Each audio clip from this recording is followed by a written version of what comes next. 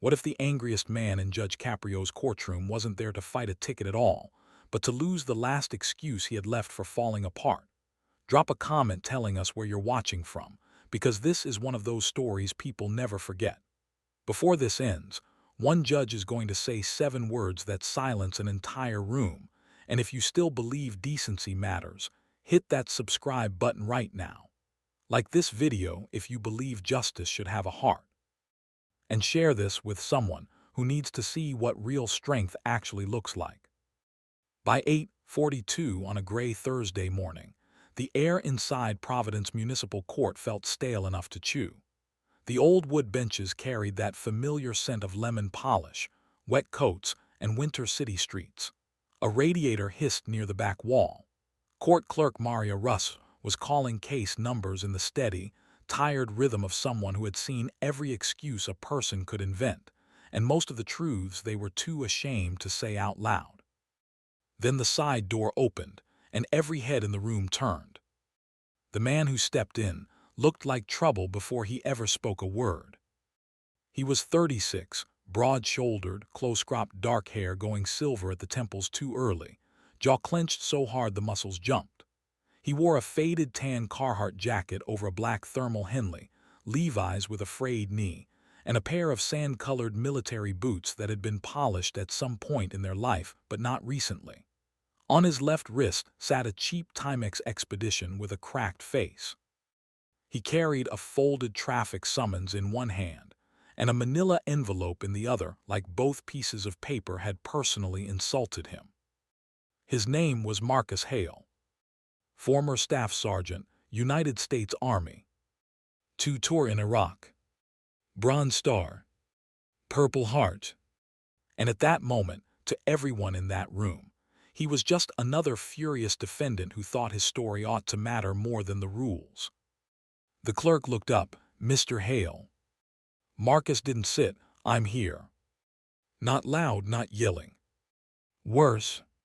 Flat, hard, barely controlled. A woman in the second row leaned toward her husband and whispered, "Here we go." A younger guy waiting on a parking violation glanced up from his phone with the kind of grin people get when they sense a public meltdown coming and they're relieved it isn't theirs. Even the bailiff, Raymond Costa, shifted his stance. Maria Russ asked him to step forward and confirm his case number. Marcus slapped the citation onto the rail. Case 26TR04117. Failure to yield in a school zone. 41 in a 25. Unsafe stop inside a crosswalk.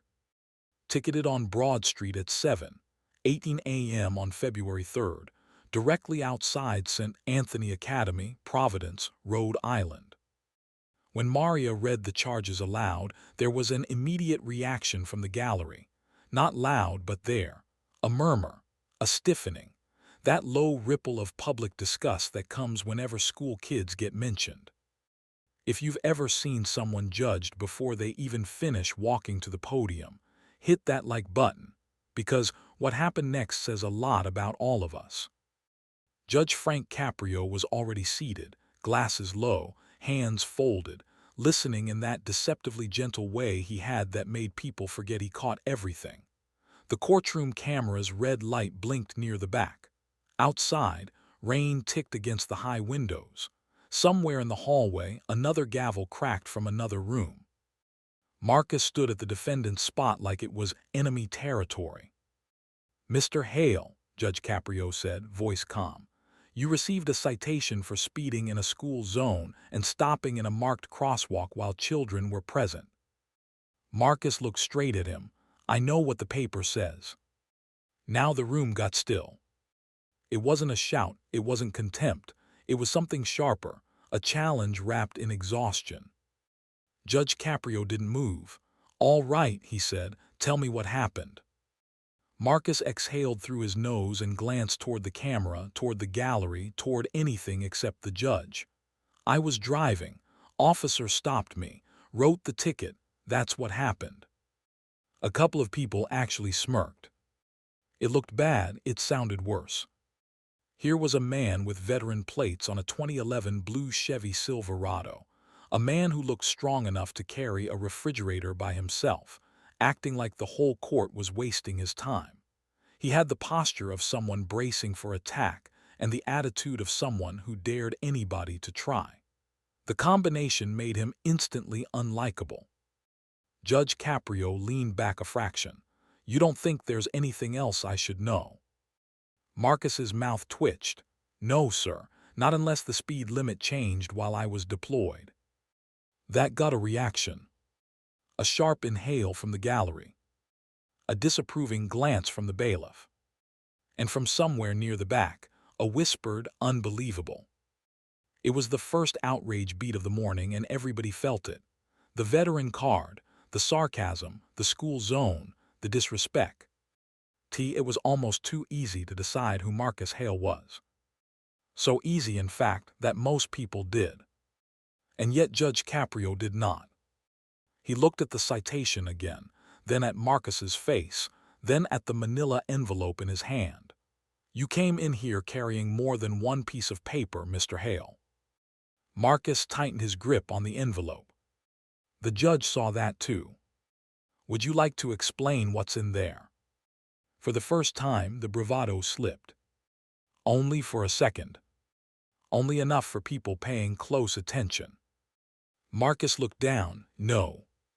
That single word landed differently than the others. Not angry, not smug. It sounded afraid. And just like that, the room's certainty developed its first crack. If you've ever been wrong about somebody in the first 30 seconds, drop a comment telling us the moment you realized it. Judge Caprio didn't press. He turned instead to the reporting officer's file. "Officer Lena Morales is present." A woman in Navy uniform stepped forward from the side bench. Early 40s. Hair pulled tight, practical face. No nonsense. She confirmed the stop at 7:18 a.m., weather conditions wet but visible, children present with crossing guard on duty. She described the Silverado approaching too fast, brakes squeal, front tires stopping over the white-painted crosswalk bars by roughly 3 feet. "Did any child have to move?" the judge asked. Officer Morales answered carefully. The crossing guard, Beverly Dunn, extended her stop sign and held students back. "No child was struck, but yes, Your Honor, there was immediate risk." That changed the temperature again. No longer just a speeding ticket. No longer paperwork. People pictured little backpacks, wet sneakers, lunchboxes, a driver rolling forward where children should have been safe. You could almost feel the room harden against Marcus. Judge Caprio nodded. "Any dash cam or body cam?" "Yes, Your Honor, body cam was submitted." Marcus closed his eyes. Not for long. Just enough for the judge to notice. A city monitor on the side wall flickered on, and the courtroom watched shaky body cam footage from that rainy morning. The timestamp read 07/19/06. You could hear windshield wipers from the police cruiser, the silver-blue blur of Marcus's truck, the yellow crossing sign, the bright orange vest of Beverly Dunn planted in the street like a human shield. Officer Morales approached the driver's side window. On video, Marcus looked rougher than he did in court. Unshaven, eyes bloodshot, face drawn tight like a man who hadn't slept in 2 days. "License and registration." He handed them over immediately. "You were doing 41 in a 25 through an active school zone." "I know." Not defensive there, just empty. "Why didn't you stop at the line?" And that was where the footage mattered. Because Marcus didn't say, "I didn't see it." He didn't blame the weather. He didn't argue radar. He didn't say the officer had the wrong car. He stared straight ahead and said, "Because my head wasn't where my truck was." That line went through the courtroom like a wire. Officer Morales asked him to clarify. Marcus swallowed and rubbed both palms down the thighs of his jeans. "I messed up, officer. I know I messed up." Now the woman in the second row stopped smirking. The video continued. Officer Morales took the registration, then paused. "Have you been drinking?" "No." Any medication? A beat. Then Marcus answered, prescription, yes, not this morning. The room went quiet again. On the screen, the camera dipped briefly. Viewers could see items on Marcus's passenger seat: a white VA pharmacy bag, 2 pill bottles, a folded child's drawing in purple crayon, and that same manila envelope now sitting on top of them. Officer Morales's voice softened just slightly. Are you okay to drive? And Marcus gave the answer that nobody in the courtroom forgot. No, ma'am, but I did anyway. That was one of those lines made for the internet. The kind clipped into shorts and stitched into reaction videos. The kind millions would watch because it sounds like confession and challenge at the same time. Judge Caprio muted the monitor. Not a soul spoke. Not even the people who had come in for parking tickets and meter fines. Everyone understood something bigger had entered the room. Still, the facts were ugly. A school zone, a bad choice, a near miss. Service might explain pain, but it did not erase responsibility. And Judge Caprio, with that steady, unreadable expression, was about to make sure both truths stayed in the room at the same time. Mr. Hale, he said quietly, why did you drive when you knew you should? Marcus stared at the wood rail. His knuckles had turned white around the edge of the podium. Then he said, because somebody needed me. Simple, but not nearly the whole story. And when Judge Caprio asked who, Marcus finally opened the manila envelope, pulled out a single folded paper, and the woman nearest the aisle put a hand over her mouth before anyone had even add it. Because across the top in dark block letters were 3 words that changed everything. Department of Veterans AFFAIRS. If you want the truth before the headlines, hit subscribe now, because the next revelation turned a traffic hearing into something nobody in that courtroom was prepared for. Judge Caprio let the silence sit. He had a gift for that. He knew silence makes people choose between continuing the lie and stepping into the truth. The camera caught Marcus's throat working as he looked at the paper in his hand like it was heavier than a stack of cinder blocks. Who needed you, Mr. Hale? Marcus finally answered, my friend Eddie. The name didn't mean anything to the room yet. But the way he said it did. Not casual, not convenient, not like a made-up excuse for speeding. He said it like the name itself had splinters. Judge Caprio motioned gently, tell me about Eddie. Marcus looked as if he wanted to leave his own skin. Edward Rourke, Sergeant First Class, Army. We served in Diyala Province together in 08 and Mosul in 09. He called me that morning. What time? About 7:06. And what did he say? Marcus hesitated long enough for everybody to realize the answer mattered. He said, if you're still my brother, come now. The gallery shifted. You could hear a coat sleeve brush a bench. One of the deputies stopped writing. Marcus kept going, voice flat only because anything softer might have cracked open. He'd been spiraling, divorce, pills, lost his job at the marina in Warwick, missed 2 counseling appointments. I'd been checking on him, but not enough. Not nearly enough, he called, and I knew it wasn't good. Judge Caprio studied him. Where were you going? His apartment on Public Street. Officer Morales glanced toward the judge. The stop location matched that route.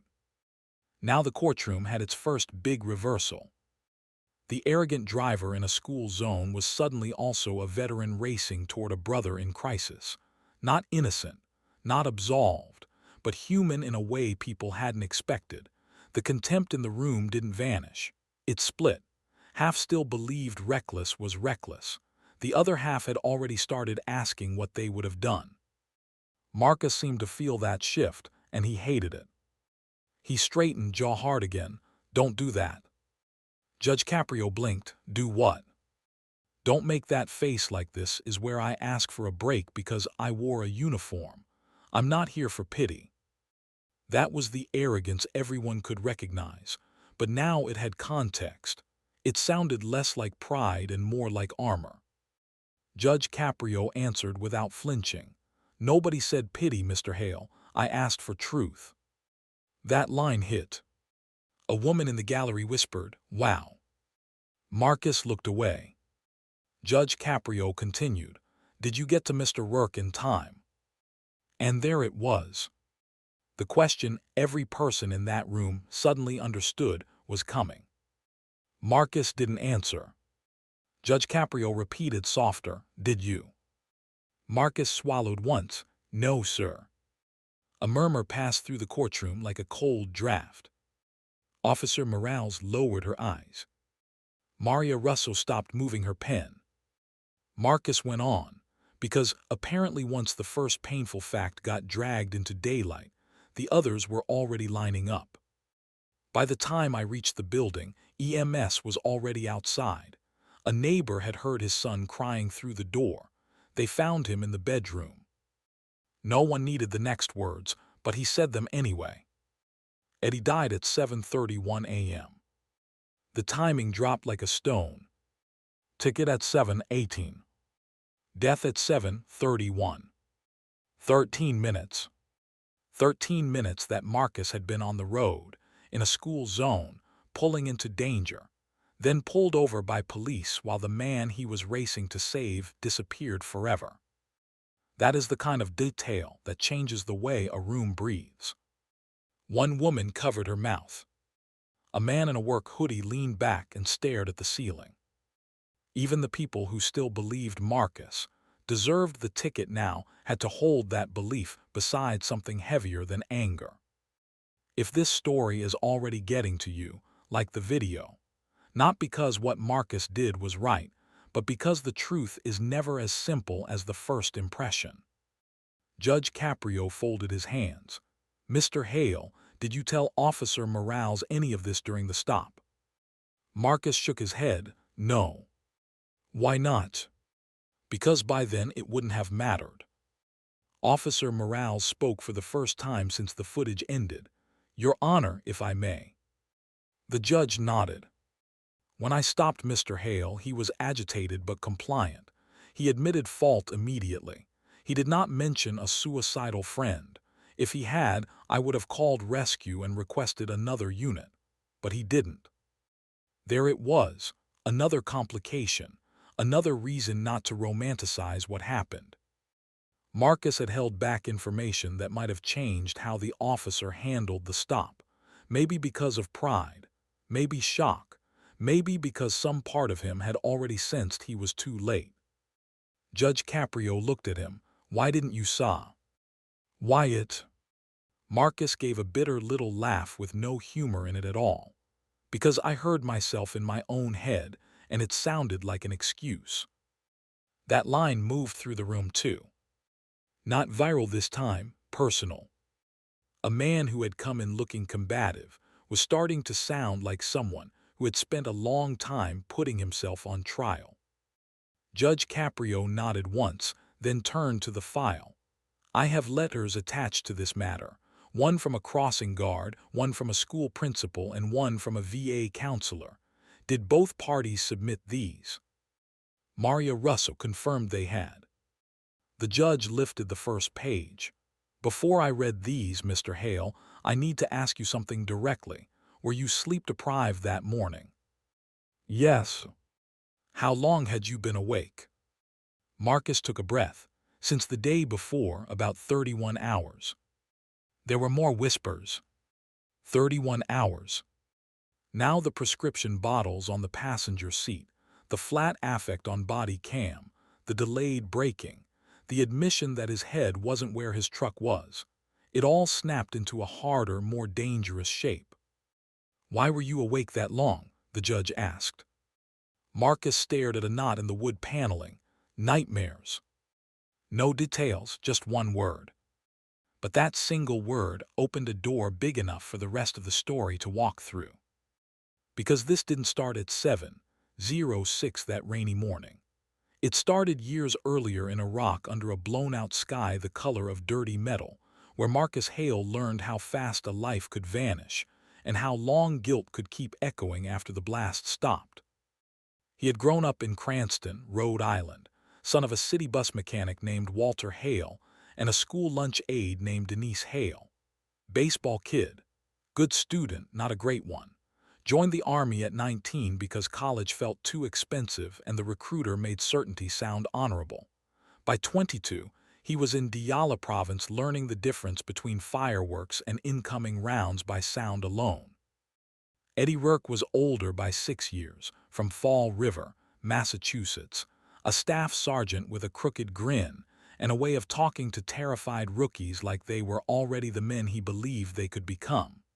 He was the first one who called Marcus Rhodey, and the first one who noticed Marcus shook after patrols but pretended he was just cold. In 2008, on a route clearance mission outside Bakwaba, their convoy hit an improvised explosive device buried under a broken stretch of road. The lead vehicle took most of it. Marcus was thrown against the interior wall, concussed. A gunner named Luis Mendoza lost his right leg below the knee. An interpreter named Sami al-Haddad was killed before the dust settled. Marcus still remembered the smell of fuel and blood mixing in the desert heat. He remembered Eddie grabbing the front of his vest and screaming over the ringing in both their ears, "Stay with me. Breathe. Stay with me." Years later, safe in Rhode Island, those words still came back at 3 in the morning like a command Marcus had never fully obeyed. He came home decorated and damaged in all the least visible ways. He married Rachel Donnelly, his high school girlfriend, in October of 2012. She wore her grandmother's veil. He wore dress blues and looked almost peaceful in the photos. 2 years later, they had a daughter, Lucy, who loved dinosaur stickers and refused to eat crusts, and once told her father the moon followed his truck because it liked him best. For a while, that was enough. For a while, warehouse work at Bay State Produce, Little League on Saturdays, and family dinners with Rachel's parents gave life a steady shape. Then the nights got longer. Then sleep got shorter. Then fireworks on the 4th of July sent him to the garage floor with his hands over his head before he even realized what day it was. Rachel found ways to help. Noise machine, therapy appointments, a lamp in the hallway so he wouldn't wake up disoriented in total darkness. She learned not to touch his shoulder from behind. Lucy learned that if Daddy stared too long at nothing, she should hand him one of her crayons because sometimes having a task brought him back faster than talking. And Eddie came home worse. He could joke through anything until he couldn't. 2 divorces, construction work that never lasted, a bad shoulder, chronic pain, VA appointments missed, then rescheduled, then missed again. He used humor like duct tape, held for a while, then didn't. Marcus became the one Eddie called when the walls closed in. Sometimes Marcus answered. Sometimes he couldn't. Sometimes he was fighting his own storms, and in the selfish arithmetic of survival, one broken man decided he could get back to the other tomorrow. Tomorrow ran out on February 3rd at 7:31 a.m. But the courtroom didn't know all of that yet. What it knew was this: Marcus Hale was not simply reckless, he was unraveling. And Judge Caprio, to his credit, wasn't interested in turning that into either a free pass or a public execution. He picked up the letter from the school crossing guard. "This is from Beverly Dunn," he said, adjusting his glasses. 71 years old, crossing guard at St. Anthony Academy for 9 years. Marcus closed his eyes again. The judge read aloud. On the morning of February 3rd, the blue pickup truck approached faster than most cars do on that block. I stepped forward with my stop sign and held back a group of 6 children from grades 1 through 3. The truck brakes squealed and stopped with the front bumper inside the crosswalk. One little boy started crying. I was frightened and angry. I believed someone could have died. The room was dead silent. The moral complexity got sharper right there. Yes, Marcus was suffering. Yes, Eddie had died. And yes, 6 children and an elderly crossing guard had every reason to be terrified of what Marcus did. Judge Caprio continued reading. Later that same afternoon, around 4:10 p.m., the same man returned to the school in civilian clothes, carrying no camera and making no scene. He asked if I was Miss Dunn. He apologized directly to me with tears in his eyes. He said, "You did your job better than I did mine today." He also apologized to the children, even though most of them had gone home already. I do not want anyone to think I excuse unsafe driving. I do, however, believe the man who scared us that morning understood the weight of what he did. That was the first full shock wave. Marcus had gone back. No audience, no legal advantage, no internet, no guarantee anyone would mention it in court. He had gone back because shame had apparently driven him there. A low sound moved through the gallery, not quite a gasp, close. Officer Morales looked toward Marcus for the first time, with something other than official detachment. Judge Caprio lowered the page. "Did you go back to apologize?" Marcus nodded once. "Why?" "Because she looked at me like my daughter could have been in that crosswalk." There are sentences that don't sound dramatic until you say them in a silent courtroom full of strangers. Then they hit like thunder. That was one. If that line got you, drop a comment telling us the quote that stayed with you, because this hearing was only getting deeper. Judge Caprio set down Miss Dunn's letter and lifted the second. "This is from Malcolm Reed, principal of St. Anthony Academy." He read, "Although I support enforcement of all school zone violations, I wish the court to know that Mr. Hale returned the afternoon of the incident and requested to speak privately. He was visibly shaken. He asked if any child had been harmed. When told no, he sat down in the chair outside my office and cried for several minutes without speaking. He later asked if he could donate anonymously to the school's breakfast fund in the name of Edward Rourke." Now even the skeptics in the gallery had stopped resisting the emotional gravity of the story. Because anonymous generosity changes how people hear everything that came before it. It wasn't performative. It wasn't defensive. It wasn't a veteran looking for applause.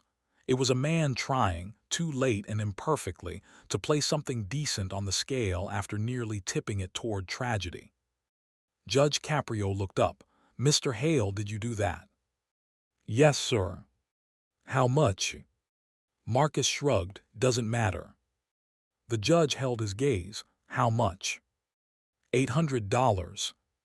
There were audible reactions this time. A young mother waiting for her own case put a hand to her chest. Someone whispered, "Oh my God." $800 is not billionaire money. It is not celebrity philanthropy. To a warehouse supervisor with child support, VA copays, and a truck needing brake work, it is sacrificial money. The kind you give when you are trying to punish yourself and help somebody else at the same time. Judge Caprio's voice remained even. "Why in Mr. Rourke's name?" Marcus's answer came out rough. "Because I didn't get there in time to do anything else in his." The courtroom was starting to feel like it couldn't hold everything this case contained. School children almost endangered. A suicidal friend lost. A veteran hollowed out by years of war and sleeplessness. A crossing guard who had every reason to hate him choosing, instead to describe the apology. And still there was one more letter. Judge Caprio lifted it carefully. "This one is from Dr. Elise Warren, Veterans Affairs outpatient trauma counselor." Marcus's shoulders stiffened. "I didn't ask her to send that." Judge Caprio gave him the faintest smile. Sometimes people write because they think the court should know a full human being and not just a charge. Then he read, "Mr. Marcus Hale has been a patient in our trauma recovery program since April of 2023 for chronic post-traumatic stress disorder, recurrent severe insomnia, and survivor guilt related to military service. He is often highly functional in public and deeply dysregulated in private. He consistently expresses resistance to receiving leniency said on his military status, which I interpret not as strength but as shame. On February 2nd, he contacted our crisis line at 11:48 p.m. reporting no sleep for over 20 hours, increased intrusive memories, and concern regarding his friend Edward Rourke's mental state. He declined emergency transport. At 6:52 a.m. on February 3rd, he missed my return call. Another twist. Marcus had known he wasn't safe to drive. He'd had access to help. He declined it. That mattered. That made the consequences more complicated, not less. Judge Caprio stopped there and folded the letter. He didn't need to read the rest yet. The room already understood the burden of that omission. Marcus wasn't just a wounded man caught in an impossible moment. He was also a man who had made a dangerous choice despite warning signs. In other words, exactly the kind of person mercy is hardest to offer well. That was why everyone kept leaning forward. Because now the real question wasn't whether Marcus deserved compassion or accountability. It was how on earth anyone was supposed to hold both without betraying either. Judge Caprio asked, "Mr. Hale, did Dr. Warren recommend you not drive?" Marcus nodded, "Yes." "And you drove anyway?" "Yes." "Why?" Marcus gave a humorless smile. "Because I thought I could handle 10 minutes. "And could you?" "No." The answer came instantly. No excuses, no hedging. Just no. That honesty moved the room in a different way than pain had. It felt like the first step out of a bunker. Judge Caprio leaned in a fraction. "Mr. Hale, listen carefully to me. Service may explain pain, sir. It does not erase responsibility." Marcus looked up. There was something in his expression now that hadn't been there at the beginning. Not surrender. Recognition. The judge continued, voice calm, strong, almost fatherly. "But responsibility does not require us to stop seeing the person carrying the pain." That line hit even harder. You could feel it. People didn't just hear it, they sat inside it.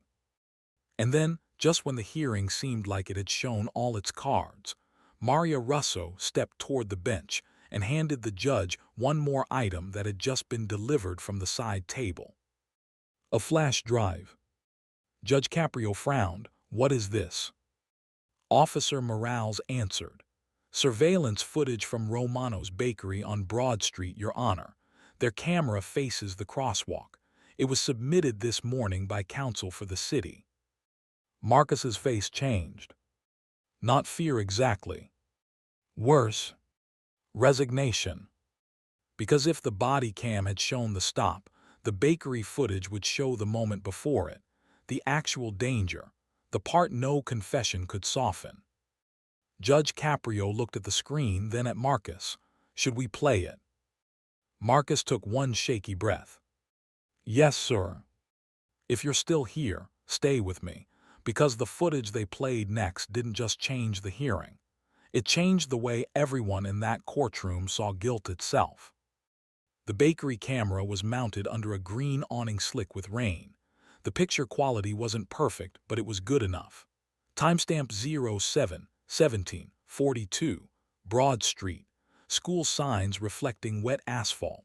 Miss Dunn in her orange vest stepping off the curb with her stop paddle raised. A line of children in bright jackets and cartoon backpacks behind her. Then Marcus's truck entered frame from the left. Too fast. Everyone saw it at once. The gallery reacted before the vehicle even reached the crosswalk. Shoulders rose, breath caught. One man muttered, "Jesus." You heard the squeal before you fully registered the brake lights. The Silverado lurched, nose dipping hard, and stopped halfway over the line. Miss Dunn threw her left arm back in a protective motion toward the children. One little boy in a red puffer coat stumbled into the leg of the girl behind him. A mother on the opposite curb snatched her stroller back so abruptly the front wheel twisted sideways. No collision.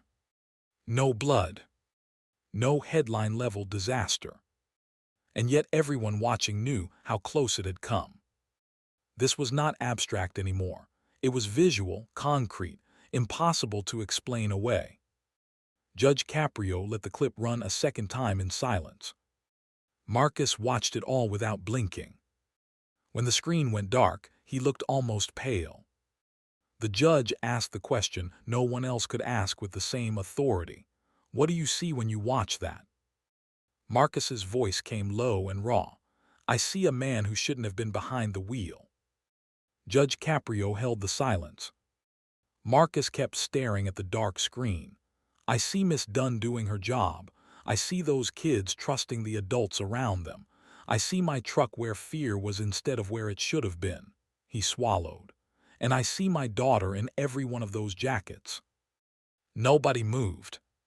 That was the breakdown beginning, even if Marcus still hadn't fully broken. If you believe accountability starts with telling the truth about yourself, like this video right now. Judge Caprio asked, were you angry when Officer Morales stopped you? Yes. At her. Marcus shook his head. At me, at Eddie, at the phone, at the whole day, at the fact I knew better and still did it. The judge nodded slowly. That's an important difference. Then Officer Morales spoke again. Your Honor, may I add something for the record? Go ahead. When I approached the vehicle, Mr. Hale was visibly shaking. I believed initially it was aggression. Looking back at the footage, I'm not sure that was accurate. She glanced toward Marcus. After I issued the citation and returned to my cruiser, I observed him pull over one more time about 60 yards ahead. He did not drive away immediately. He put his head on the steering wheel for approximately 40 seconds. Marcus looked away. Officer Morales continued. At the time, I interpreted that as frustration about the ticket. In hindsight, it may have been something else. Judge Caprio said, do you have that on body cam? Yes, Your Honor, a second clip. Now even the people waiting on minor cases understood they were witnessing the part of a story most viral clips never show. The moment after public conflict, when a person thinks nobody is watching and the truth leaks out anyway. The second clip played. The camera stayed inside Officer Morales's cruiser this time, angled through a rain-specked windshield. Marcus's truck moved forward, signaled, pulled to the curb and stopped. The driver door didn't open, he just sat there. Then through the back window his shoulders folded. Once. Twice. Not dramatic, not performative, just a man collapsing inward where no one was meant to see. Then faintly, because the police mic was still hot and the rain softened everything, the courtroom heard Marcus say words that landed like broken glass. I should have answered the damn phone. Not yelled. Whispered. That whisper was somehow worse. People cry in court all the time. People plead, argue, bargain. But regret spoken to no one when a person thinks he's alone strips away every remaining layer of performance. The judge stopped the footage. No one in that room would ever forget the look on Marcus's face then. It wasn't anger anymore. It was a man cornered by the truth of his own timing. Judge Caprio looked at him for a long moment. Mr. Hale, how many times had Eddie called before that morning? Marcus's lips parted, but no sound came out. The judge repeated, still gentle, how many times? 5. When? Over 2 weeks. Did you answer those calls? Marcus shut his eyes. And there it was, the revelation every great courtroom story needs, the one that changes the moral center of the whole case. No, he said. Not 5 calls that morning. 5 calls over 2 weeks. 5 opportunities. 5 moments before the final emergency. The ticket suddenly became something else entirely. Not just the record of a reckless drive. Not just the evidence of trauma.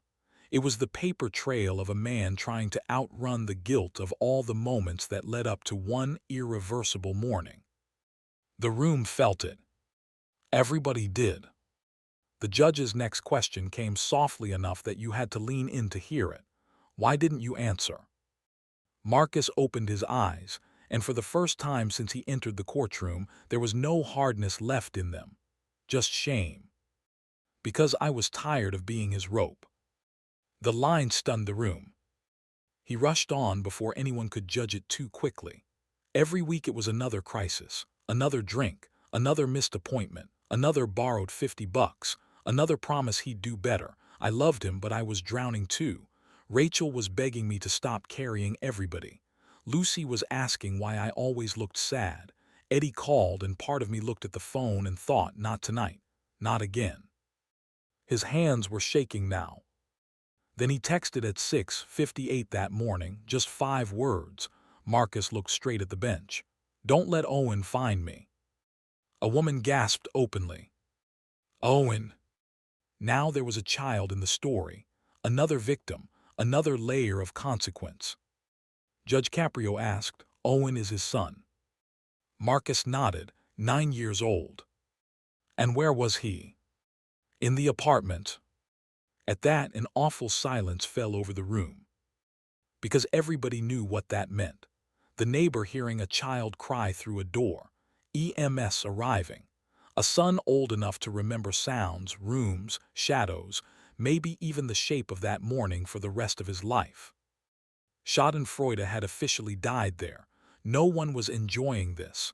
No one was waiting for Marcus to get humbled now. He already was. The arc had shifted into empathy, but not the cheap kind. The costly kind that comes only after harm has been named clearly. Judge Caprio looked at Marcus with deep seriousness. Did Owen find him? Marcus's lips trembled. He shook his head. No, neighbor got in first. The judge nodded, almost imperceptibly. That detail mattered too. A terrible outcome, narrowly limited from becoming even worse. Maria Russ blinked rapidly and looked down at her papers. Miss Dunn, who had been sitting quietly in tea. He front row since the case was called, dabbed at one eye with the corner of a folded tissue. The camera panned just enough to catch it. That image alone would later flood comment sections if this hearing ever went viral. The crossing guard, who had every right to stay angry, now crying for the man who had frightened her. Judge Caprio said, Mr. Hale, did you blame yourself for Mr. Rourke's death? Marcus gave a broken laugh. Every day since. That is not what I asked. I asked if you blamed yourself. Yes. Do you still? Marcus looked up. Is there a reason I should? Judge Caprio did not answer immediately. Because here was the choice moment, the consequence moment, the place where a judge can become either a machine for punishment or a steward of truth. One wrong sentence and the hearing collapses into sentimentality or coldness. One right sentence and the room remembers it for years. Judge Caprio folded his hands again. Mr. Hale, he said, a man can be responsible for a dangerous choice on a road without being responsible for every tragedy he could not control in another life. That was shareable quote number 4, and the room knew it. Marcus stared at him like he didn't know whether to fight the sentence or fall apart inside it. The judge continued, You failed your friend in ways you regret, I hear that. You also frightened children and endangered a crossing guard. I hear that too. But grief is a liar, sir. It adds charges to the soul that no court ever filed. That one landed even harder. A bailiff actually looked away and exhaled. If you know someone carrying grief like a private sentence, share this video with them. Seriously, some people need to hear words like that before it's too late. You might think that would be the climax. It was. Because buried in the remaining pages of Dr. Elise Warren's letter was one more truth, and it would force Marcus into the most painful confession of the entire hearing. Judge Caprio lifted the counselor's statement again. There is a final paragraph here. I'm going to read it unless there's an objection. Marcus looked exhausted. No objection. The judge read slowly. Mr. Hale has repeatedly described an incident from military service in which Sergeant Rourke physically removed him from a disabled vehicle after an explosion. He refers to this as the day Eddie carried me out. In treatment, he has expressed the belief that he owed Sergeant Rourke his life. He also states he has avoided discussing the recent deterioration of Mr. Rourke's mental health because, in his words, "If I say how bad it got, then I have to admit I saw it coming." The words hung there. I saw it coming. That is a different kind of guilt. Not the guilt of failure in a single moment. The guilt of recognition without intervention. Judge Caprio lowered the letter. "Mr. Hale, did you see it coming?" Marcus didn't answer. The judge asked again, "Did you?" And that was when Marcus finally broke. Not loudly, not theatrically. His shoulders just dropped, as if something that had been holding him upright for years suddenly gave out. He gripped the rail with both hands and bowed his head. When he spoke, it came out shredded. "Yes." The word barely existed. "Yes, I saw it. I heard it in his voice. I saw the bottles. I saw the apartment getting dirtier. I saw the way he stopped talking about next month. I saw every bit of it." He took in a ragged breath. "And I still let myself believe I could call him tomorrow." Nobody in the room breathed. Marcus kept going because once a person tells the truth that big, the rest starts dragging itself out behind it. "I was mad at him. That's the part I hate. I was mad he needed me again. Mad that Rachel had to cover for me at Lucy's school breakfast because I was sitting on Eddie's floor talking him down at midnight. Mad that every time my phone buzzed, my chest tightened. So when he called, I loved him, but I was angry too. And I thought if I didn't answer once, just once, maybe he'd understand I was not a lifeboat."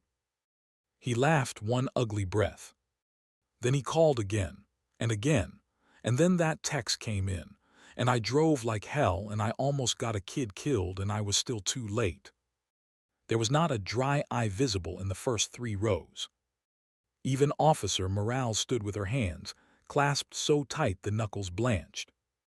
Judge Caprio let the silence do its work. Then he said one of the most powerful lines of the day. "Pride is expensive, Mr. Hale. It charges interest in silence." That quote would have lived online for years. Marcus lifted his head slowly. There were tears on his face now, and he didn't wipe them. No one mistook him for arrogant anymore.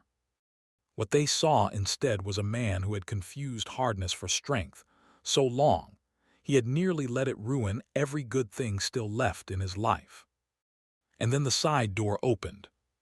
Late, quiet, almost unnoticed at first. Rachel Hale stepped in holding Lucy's small hand. Rachel wore a navy peacoat, black slacks. Indeed, the expression of someone who had been strong for too long in too many rooms. Lucy, now 8, had 2 loose braids and a pink backpack with a faded astronaut keychain hanging from the zipper. They had clearly rushed. Rachel's hair was still damp from the rain. Marcus turned, saw them, and for a second looked more frightened than he had when the surveillance footage rolled. He hadn't expected them there. Rachel nodded once from the back row, not smiling, not accusing, just present. Lucy gave the tiniest wave. That image broke whatever remaining shell Marcus still had around his voice. Judge Caprio noticed the child immediately. He lowered his tone. "Is that your daughter?" Marcus nodded. "Yes, sir." "What's her name?" "Lucy." "How old is Lucy?" 8. Judge Caprio looked toward the back with a warmth that changed the whole air in the room. "Hello, Lucy." She ducked slightly behind her mother's coat, then peeked out. The gallery melted. Then the judge turned back to Marcus. "Does she know why you're here?" Marcus swallowed. "Yes." "Did you tell her?" "Yes." "What did you say?" Marcus answered without trying to polish it. "I told her Daddy made a bad choice driving too fast. I told her I scared people. I told her when grown-ups make dangerous choices, they have to stand in front of them. Judge Caprio nodded. That was the right thing to tell her. Then Rachel spoke from the back. Your Honor. Caprio looked up. Yes, ma'am. She stepped forward slowly, Lucy staying at the aisle with Bailiff Costa watching kindly. Rachel's voice was steady, but only because she seemed to be holding it there with both hands. I wasn't planning to speak, but I think the court should know Marcus did not come here hoping the ticket would disappear. She glanced at him. He almost didn't come at all because he said if the judge reduced it, he wouldn't deserve it. Judge Caprio gestured for her to continue. Rachel took a breath.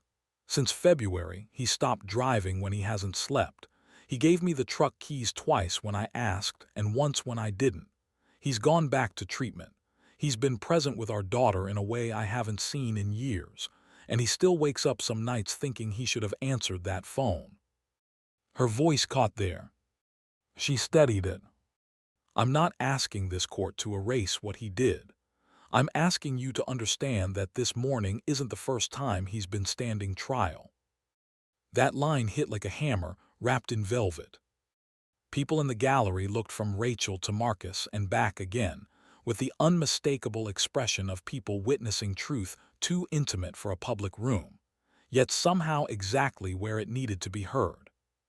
If this story is reminding you that families fight battles nobody sees, hit subscribe. These are the moments that matter. Judge Caprio thanked Rachel and asked if she had submitted a statement. She nodded. Maria Russo passed it up. The judge scanned it briefly, then set it aside for later.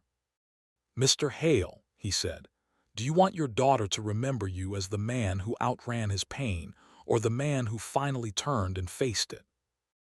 It was the kind of question only sounds simple after someone wise has asked it. Marcus didn't answer immediately. Then he did. The second one. Judge Caprio leaned back. Good, because that brings us to what this court can actually do. Now the room leaned in for the confrontation, the real one.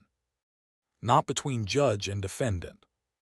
Between punishment and restoration. Between truth and mercy.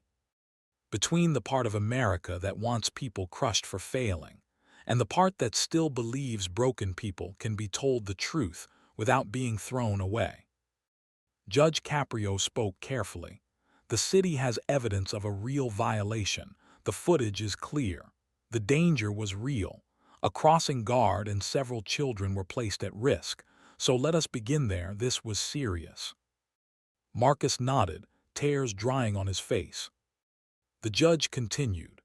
At the same time, I have before me evidence of immediate remorse, voluntary apology, anonymous restitution, ongoing treatment, and credible testimony that your conduct since the incident reflects insight rather than denial.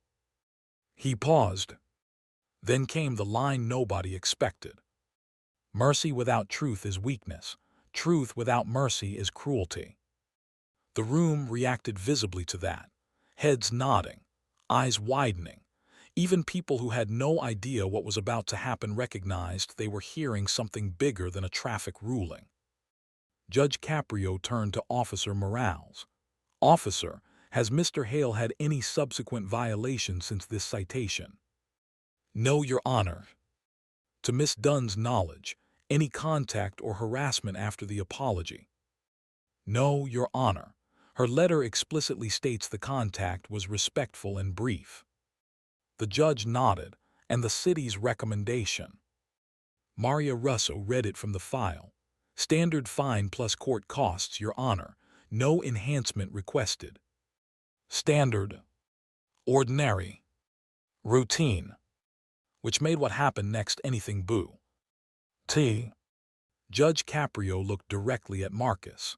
Mr. Hale, I am prepared to find you responsible for the violation and impose a reduced penalty. But before I do, I need you to answer one final question honestly. Marcus straightened. The room held still. What are you going to do with the life Sergeant Rourke saved? Not what are you going to say. Not how sorry are you. What are you going to do? That question shook Marcus harder than any accusation could have. He blinked, stunned by it. Judge Caprio did not rescue him from the silence. Finally, Marcus said, "I don't know." Honest again. The judge nodded. "All right, then I will tell you what I think." This was the climax, the point the entire hearing had been climbing toward. You could feel the gravity of it in the benches, in the camera lens, in the way Maria Russo stopped even pretending to sort paper. Judge Caprio's voice deepened, not louder, just more certain. "I think a lot of people in this country misunderstand strength. They think it is loud. They think it is driving when you should not drive, carrying pain you should have shared, answering every crisis until you become one yourself. They think it is refusing help because accepting help feels like debt." He looked toward Lucy briefly, then back at Marcus. "That is not strength. That is fear wearing work boots." The courtroom actually gasped. It was sharp, audible. A perfect Judge Caprio line. Clean, quotable, true. Marcus stared at him, eyes wet. Judge Caprio went on. "The man in that footage made a dangerous choice. The man who returned to that school and apologized made a better one. The man standing before me today has a chance to make a third." He leaned forward.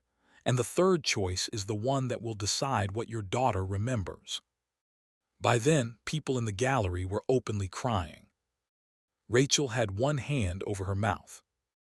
Lucy, not fully understanding every detail, understood enough to look at her father with that solemn child expression that breaks adults in half. Judge Caprio reached for his pen. Then the hearing took one more turn. Because Miss Dunn, the crossing guard herself, slowly rose from the front row and asked, "Your Honor, may I say something?" This was not on schedule, not formal, not expected. Judge Caprio considered it, then nodded. Briefly, yes. Beverly Dunn stood, orange raincoat folded neatly across her lap, white hair pinned back, sensible shoes planted like she had spent a lifetime standing between danger and children. Her voice shook, but only because she cared, not because she was uncertain. "I was angry that morning," she said. "Real angry. My heart was pounding so hard I had to sit down after the children got inside. I kept thinking, 1 second later and somebody's baby could have been under that truck." She looked at Marcus. "And when you came back, I expected excuses." Marcus couldn't seem to look up. "But you didn't bring excuses. You brought shame. There's a difference. I saw it." The room went dead still. Miss Dunn continued. "I lost my husband after Vietnam. Not in Vietnam. After. Came home breathing, but not all of him came home. So I know there are men who survive war and still don't always make it back." She pressed the tissue in her hand. "What Mr. Hale did was wrong. Very wrong.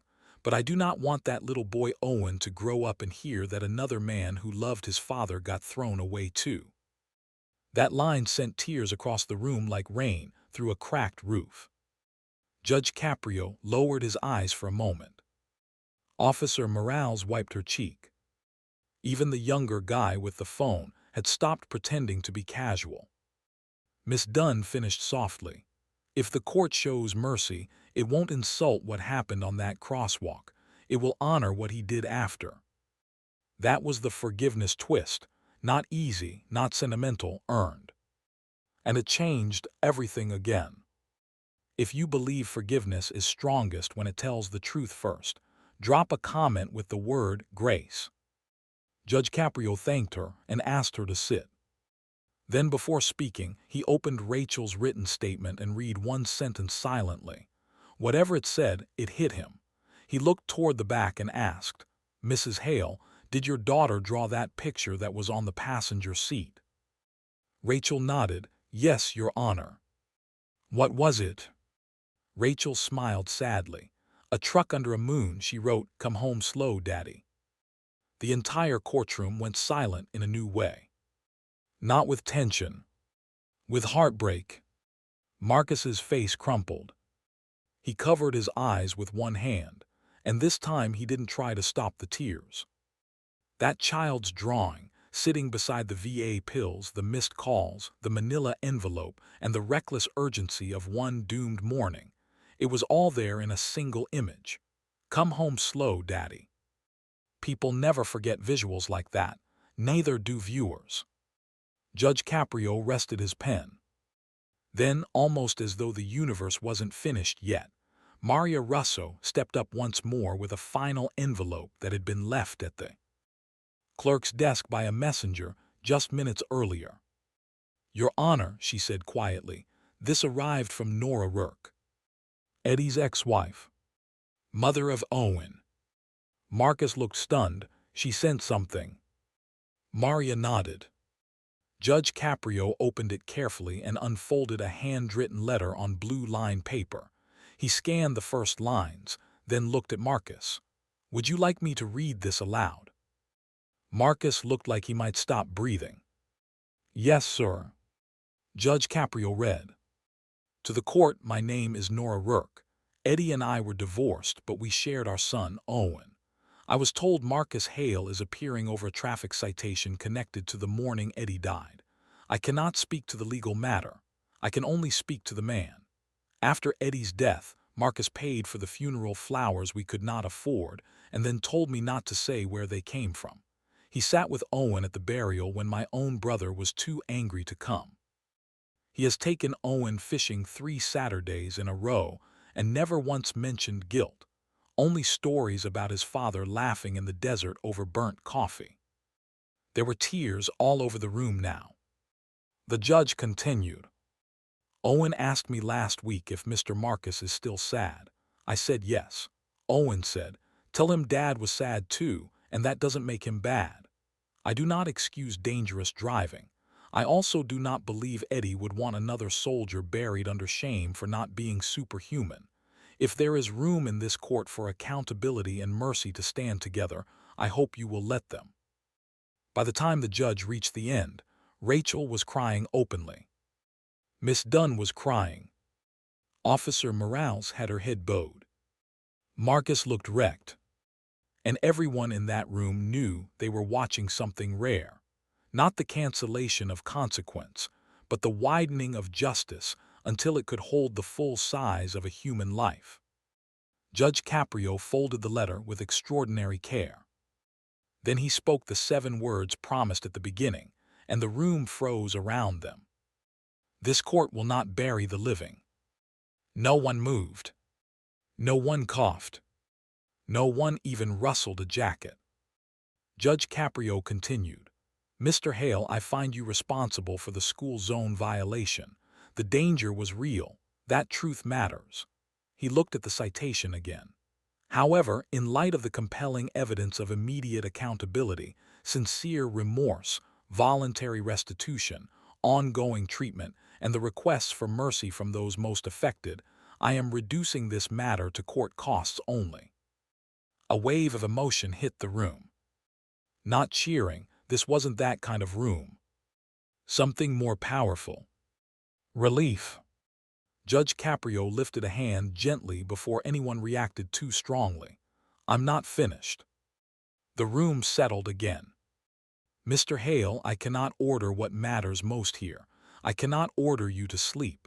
I cannot order you to forgive yourself. I cannot order you to answer every phone call life brings. But I can order this much. The next time help is offered, you do not insult the dead by refusing it." Marcus stared at him. Judge Caprio's voice softened. "Do you understand me?" "Yes, sir." "Say it so your daughter hears you." Marcus turned toward the back. Rachel had Lucy close beside her now. His voice shook. "I understand." Judge Caprio nodded. "Good. Then understand this too. Sergeant Rourke carried you once. The best way to honor that is not by trying to carry the whole world alone. It is by staying alive long enough to carry your piece of it well." That line sent fresh tears through the room. Marcus pressed both palms to the rail as if it were the only solid thing left. "Thank you, Your Honor." Judge Caprio shook his head slightly. "Don't thank me yet, earn it." The room laughed through tears, a needed release, a human sound. Then the judge added one more line that would end up quoted in comments, stitched into montages, and remembered long after the fine itself was forgotten. America is not restored by speeches, Mr. Hale. It is restored when strangers decide not to give up on each other. That was the moral center of the story. Not that veterans deserve passes. Not that pain erases danger. Not that judges should cry and wave everybody home. But that law, when practiced by people with eyes open, can do something better than humiliation. It can tell the truth and leave room for a future. If that restored even a little faith for you, like this video, this is exactly why stories like this matter. The hearing could have ended there. Most videos would. But the last 1,000 words of any unforgettable story are where you prove the transformation was real. And in this case it was. 3 months later, on a bright April morning, Broad Street looked nothing like it had the day of the stop. The rain was gone. Early light bounced off bakery windows. Kids in spring jackets clustered at the curb outside St. Anthony Academy. And standing beside Beverly Dunn at the crosswalk, wearing a neon volunteer vest too large across his shoulders and holding a steaming paper cup of black coffee, was Marcus Hale. Not as a hero. Not for a photo op. Because every Tuesday and Thursday before his warehouse shift, he now volunteered 30 minutes helping Miss Dunn with the younger students. He had asked permission privately. She had made him wait 2 weeks before answering. Then she said yes. He arrived early every single time. Sometimes he tied a little kid's untied sneaker while Miss Dunn managed the line. Sometimes he walked nervous first graders from curb to curb with the kind of patience nobody who saw him in court that first morning would have believed. Sometimes he said nothing at all, just stood there in the reflective vest, hand out, making sure no truck bumper crossed into fear again. Principal Malcolm Reed later told a local reporter the children called him Mr. Slow because he always smiled and said, "Take your time. The road can wait."